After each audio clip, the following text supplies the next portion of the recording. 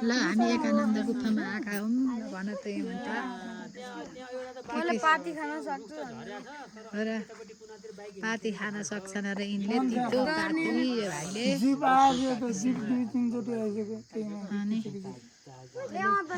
आजको दिन अब हामी आमा मामाहरूको आमा भाइहरू मामाका छोराहरू बा आमा सबैजनासँग भेट भयौँ हामी यहाँ हामीलाई आज एकानन्द गुफामा आएको हो हामी मन्दिरमा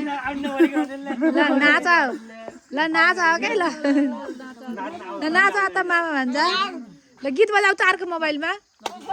अर्को मोबाइल गीत ल अर्को मोबाइल गीत ए पाती खाएर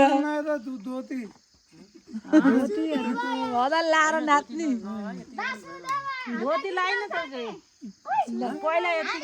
साथी भन्ने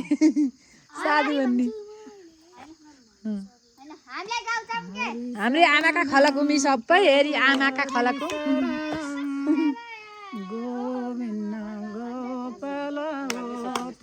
भन्नु हजुरले नि आमा बाह्र थपरी मार्नु हाम्रो भाले ल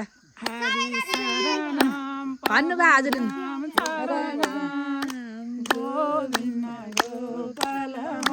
तिम्रो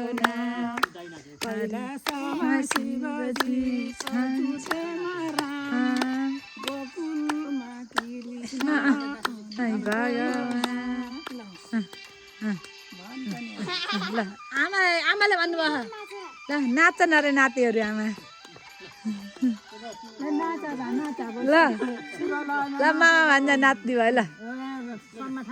स्पिकर लाउन पाउँथ्यो के स्पिकर ल त्यति बेला खान आमाले गएको हाल्ने आमाले गएको ल आमा दुइटाले गएको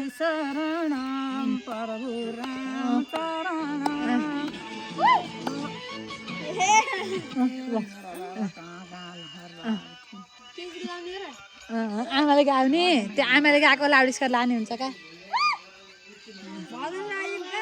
भजन आमालाई मनपर्ने